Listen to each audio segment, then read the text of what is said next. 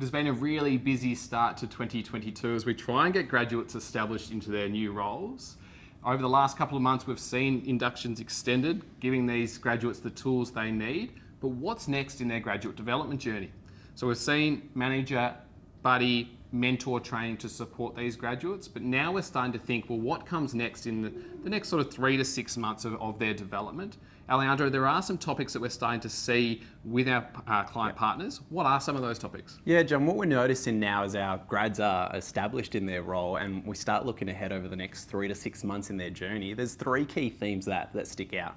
The first one is, as part of finishing that first rotation, effective feedback. So exploring with our grads, how can they use the feedback that they receive from their first rotation and really implement that in a meaningful way.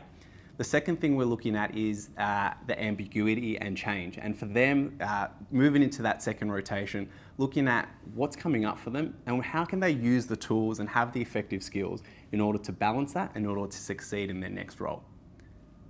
The last thing we're sort of seeing there is around managing priorities. They've sunk a little bit.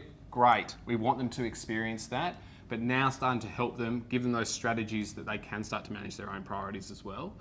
We're seeing a lot of organisations also use that behavioural data that was collected during the recruitment process, and we encourage you to do so because graduates can start to take some ownership of their own development using that data, start to create action plans, start to create individual development plans as well. So really useful information that's been collected.